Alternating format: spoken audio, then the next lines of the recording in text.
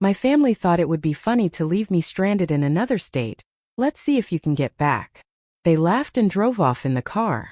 I never went back. 15 years later they found me. 107 missed calls. You won't believe it. I'm writing this from a cafe in Seattle while looking out the window. Yes, it's a shame. It's been exactly 15 years since my beloved family decided to abandon me in the middle of nowhere in Colorado. And today I finally decided to tell my story. It all started in November 2010.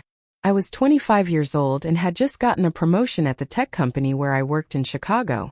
It wasn't anything extraordinary, but for the first time in my life, I felt proud of myself. I had my own apartment, small but it was mine. I paid my bills and was building something on my own. I agreed to fly to Denver for Thanksgiving. Even though I had a bad feeling, my family had never been particularly affectionate. My older brother, Mark, 32, had always treated me like a nuisance, and his wife, Brenda, 30, constantly made comments about how I was too good for the family. Ever since I went to college, my younger sister, Lily, was 15, and she was the only reason I kept coming back. To understand what happened, I need to explain something important. 2 years earlier, Mark had asked to borrow $5,000 when he was about to lose his house. It had taken me a lot to save that money, working double shifts while studying, but he was my brother. So I gave it to him, the condition being that he would pay me back $200 a month until the debt was paid off. Guess how much he paid me back in those 2 years? Exactly $0. Every time I mentioned the loan, my mother intervened. It's family, Cale, don't be so stingy. Mark has 3 mouths to feed. As if I were the villain for reminding him of his promise.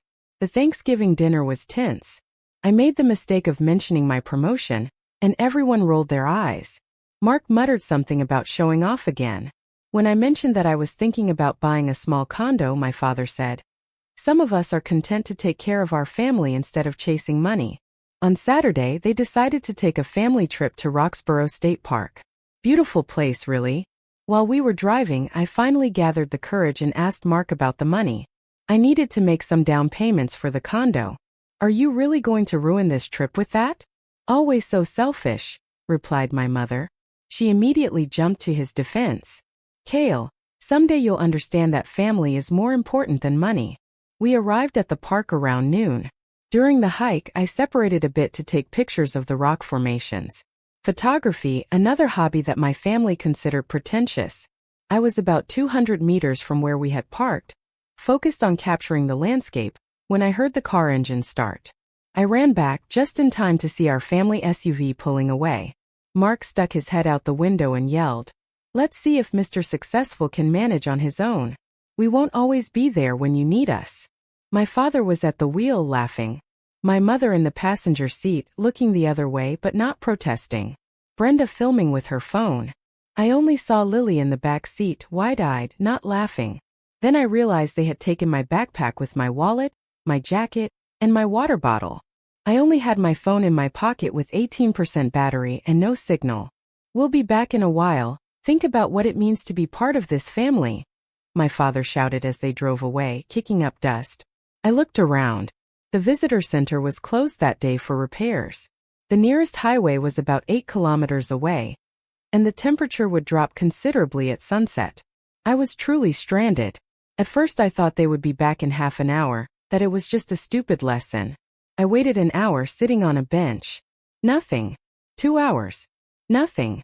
My phone battery was going down and I still had no signal. I decided to start walking towards the main highway. The sun was beginning to set and it was getting cold.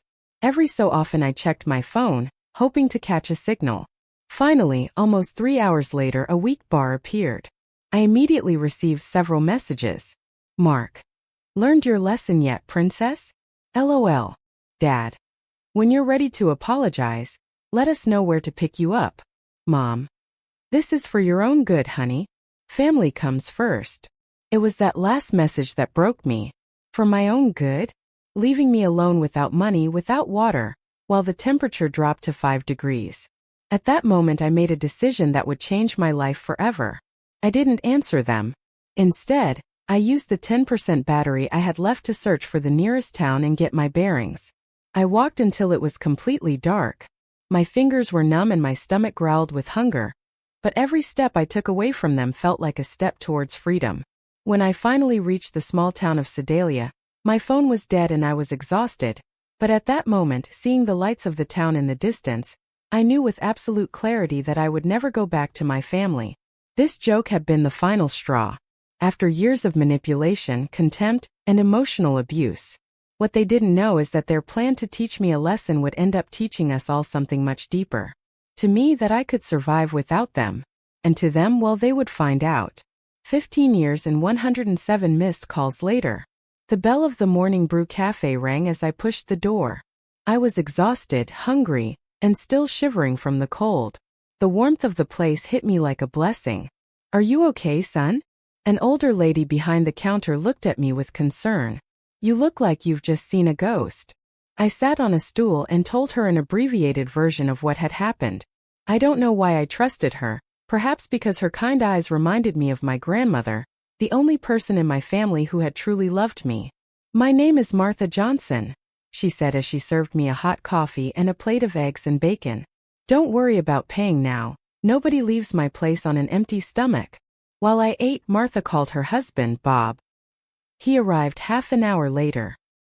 He was a burly man with calloused hands and a direct gaze. "Do you have anyone to call, son?" he asked after hearing my story. "My phone is dead," I replied. Martha passed me the cafe's charger.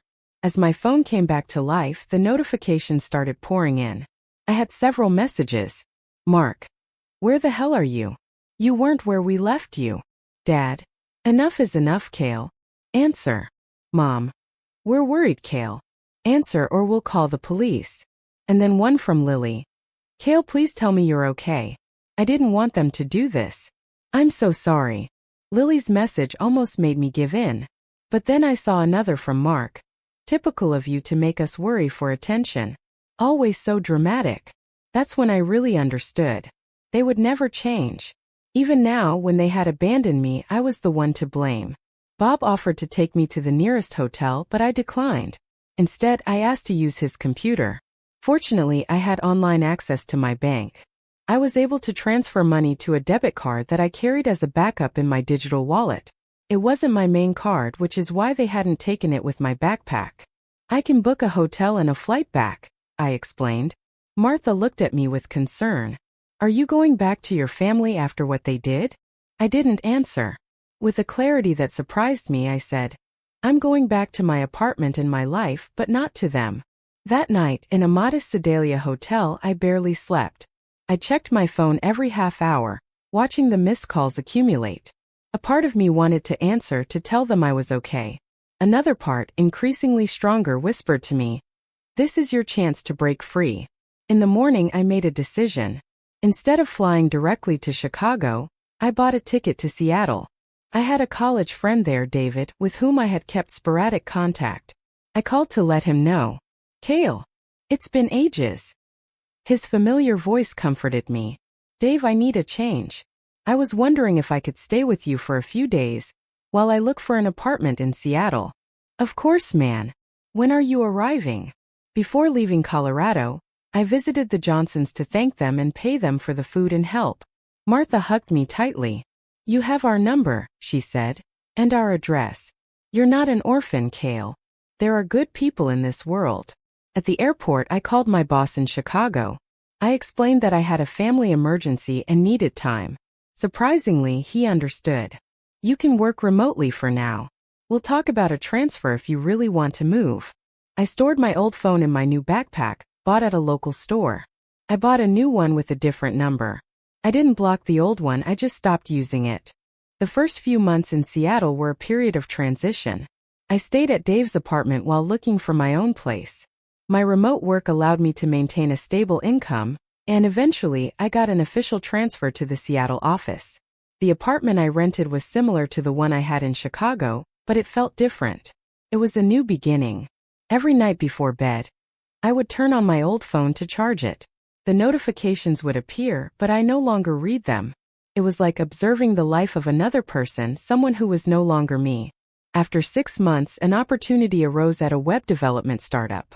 The salary was better and the work more challenging. I decided to take the leap. I started making friends, building a network of people who valued me for who I was, not for what they could get out of me. It was at that company where I met Rachel. She was a graphic designer, intelligent, and with a sense of humor that made me laugh even on the worst days. Our first date was a disaster. I spilled coffee on her favorite dress. But somehow I got a second chance. Meanwhile, the calls on my old phone became less frequent. No longer daily but weekly, then monthly. The messages became less accusatory and more desperate. Please, Kale, just tell us you're alive. Your sister misses you. We all miss you. A year after my disappearance, I started therapy. My therapist, Dr. Kim, helped me understand that what I had experienced all my life was emotional abuse. Abandoning you was not a joke, she said. It was an act of cruelty. During a particularly difficult session, she asked me, "Have you considered contacting them?" I shook my head. Every time I think about doing it, I remember how they drove away laughing while I was left alone. Forgiveness is a gift you give yourself, she told me. But it doesn't mean you have to expose yourself to abuse again. I decided to move on without looking back. My career took off. Rachel and I moved in together after 2 years. I told her my whole story one night, sitting on the balcony of our apartment. "Have you never wanted to know what happened to them?" she asked after a long silence. "Sometimes," I admitted. "But every time I think about it, I remember all the times they made me feel worthless. I prefer to remember how the Johnsons treated me like a son in a few hours more than my own family did in 25 years. Occasionally, in moments of weakness, I would turn on the old phone. The calls kept coming on important dates. My birthday, Christmas, Thanksgiving. Always from my mother, sometimes from Lily, rarely from my father, never from Mark. For my 30th birthday, Rachel gave me a ring. We got married in a small ceremony by the sea. We only invited our close friends and the Johnsons, who made the trip from Colorado especially for the occasion. "We're so proud of you," Martha told me as we danced. "You've built something beautiful from scratch." When Rachel became pregnant with our first child, I had a crisis. What kind of father would I be, having cut ties with my entire family? Was I condemning my son to grow up without grandparents, without uncles? Dr. K helped me process these feelings. "Blood ties don't define a family," she reminded me. "You and Rachel are creating your own family now. One based on respect and love." When Thomas was born, I sent a postcard to the Johnsons with a picture. They were the only grandparents I needed. 2 years later, our daughter Emma arrived. Our family was complete. Meanwhile, I kept that old phone. Sometimes months would go by without me turning it on, but I could never get rid of it. It was like a reminder of where I came from and how far I had come. To my biological family, I was an absence, a ghost, an unanswered question. To me, they were an increasingly distant memory of a life that was no longer mine. What I never imagined is that our paths would cross 15 years later, when I had already built a life they couldn't even recognize. And I was definitely not prepared for what I would discover when that happened. 15 years. It's incredible how time flies. Emma, our 10-year-old daughter, had qualified for a national swimming championship. When I saw the itinerary, I felt that fate had a rather twisted sense of humor. Denver, Colorado. "We can find another coach to accompany her," Rachel suggested when she saw my expression. Always intuitive, always understanding. "No," I replied. "It's been 15 years. It's a big city. The chances of running into them are minimal." What I didn't tell Rachel is that a part of me wanted to go. Perhaps to prove to myself that they no longer had power over me. Or perhaps because of that morbid curiosity that I could never quite eliminate.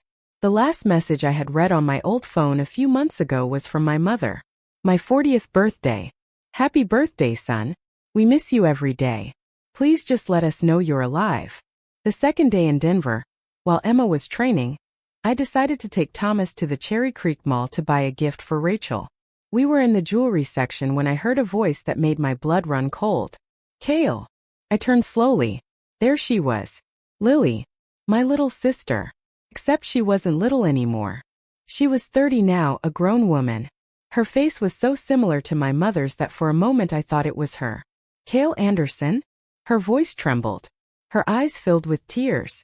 "Is it really you?" Thomas looked at me confused. "Dad, who is she?" Lily looked at Thomas as if she were seeing a ghost. "You have a son?" Oh my God. I couldn't speak. 15 years of distance collapsed in an instant. Lily approached hesitantly, as if afraid I would vanish. Then without warning she hugged me so tightly I almost lost my breath. "You're alive," she sobbed against my shoulder. "You're really alive." People started staring at us. Thomas seemed alarmed. Can we talk somewhere else?" I finally managed to say. 20 minutes later we were sitting in a cafe. Thomas was playing with my phone while Lily and I sat across from each other. Two strangers with the same blood. Where have you been?" she started and then shook her head. "I'm sorry, it's just we all thought you were dead." "I wasn't dead," I replied. "I just left." "Why didn't you ever answer? Do you have any idea?" Her voice broke. "I have an idea of what, Lily?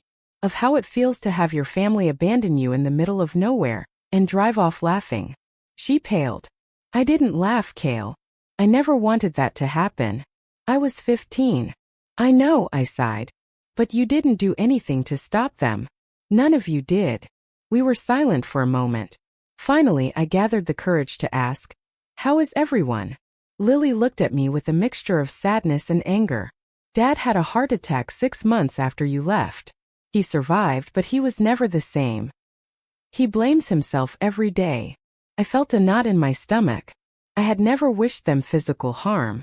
"Mark lost his job a year later. He became obsessed with finding you. He spent all his savings hiring private investigators. His marriage with Brenda ended. Now he lives with Mom, helping her take care of Dad. And Mom." Lily took out her phone and showed me a picture. My mother had aged decades in those 15 years. Her hair completely white, her face etched with worry. "She never lost hope," Lily said. "Every birthday of yours, every Christmas, every Thanksgiving she calls the same number. She has 107 calls saved on her phone. She says that when you finally answer, she'll be able to hear your voice again." I thought of my old phone, charged and stored in my safe in Seattle. 107 missed calls. Exactly. "Why are you in Denver?" Lily asked. "My daughter is in a swimming championship," I replied, looking at Thomas, who was still engrossed in the game. "You have another sibling?" "Emma. And my wife, Rachel. We have a good life in Seattle." Lily smiled faintly. "I always knew you'd be okay. You were the smart one." I smiled slightly. "And how are you doing?" "I'm married. 2 kids," she said, showing me another picture. "I live in Boulder now. I'm an elementary school teacher." We talked for another hour about her life, about mine, about the 15 years that had passed. It was surprisingly easy, as if a part of us had never been separated. Finally, with a trembling voice, Lily asked me, "Will you come back? Even just to see Mom and Dad once?" I was silent, thinking. Part of me wanted to say no, that they had made their decision that day in the park. But another part, perhaps the part that had healed in these years, whispered to me that maybe it was time to close this chapter. "I don't know, Lily," I said honestly. "I need to think about it." Before we said goodbye, Lily handed me an envelope. "Mom writes a letter every year on your birthday. She asked me to always carry the latest one with me just in case. Just in case a miracle happened someday." That night in the hotel room after the kids were asleep, I showed the letter to Rachel. She took my hand as I opened it with the other. The letter was handwritten in shaky script. "Dear Kale, today you turn 40. I wonder where you are celebrating, if someone is singing you happy birthday, if you are happy. It has been 15 years since the worst decision of our lives. There isn't a day that I don't wake up thinking about you, wondering if you're safe, if you're alive, if you will ever forgive us. Your father never recovered from losing you. He says that in his dreams he always goes back to that day. But this time he stops the car, goes back for you, hugs you, and asks for your forgiveness. Mark has paid for his cruelty with years of remorse. He lost everything, even himself, for a time. I know I have no right to ask you to come back. What we did was unforgivable. But if you ever read this, I just want you to know that we love you, that we are sorry with all our souls, and that the door will always be open for you. With eternal love, Mom." When I finished reading, I realized I was crying. Rachel hugged me silently. "What do you want to do?" she asked finally. "I don't know," I replied. "A part of me wants to leave everything as it is. They made their decision 15 years ago, I made mine. And another part. I sighed. Another part thinks about Thomas and Emma, about them not knowing their grandparents, their aunt, their cousins, about how my decision affects more people now. Rachel kissed me softly on the forehead. Whatever you decide, I'll be with you. But remember what Dr. Kim always says. Forgiving doesn't mean forgetting, and it certainly doesn't mean allowing them to hurt you again. That night I barely slept. I thought about the Johnsons, about how two strangers had shown me more love in a few hours than my own family had in years. I thought about my father, my mother, Mark, Lily, who now had her own family. I thought about my children, who were growing up knowing nothing of their roots. By morning I had made a decision. 3 days later, after Emma won the bronze in the championship, I had never been so proud. We were back in Seattle. The first thing I did was take my old phone out of the safe. There they were. 107 missed calls. Most from my mother, some from Lily, a few from my father, none from Mark. With Rachel by my side, I made a video call to Lily's number. She answered on the first ring, as if she had been waiting. I want to talk to them, I said without preamble. But on my terms. 2 hours later, I was looking at my parents on my computer screen. My mother cried instantly.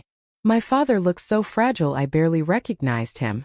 Cale, my mother could barely speak. My boy. Hi, Mom, I said, surprised by the calmness in my own voice. Dat.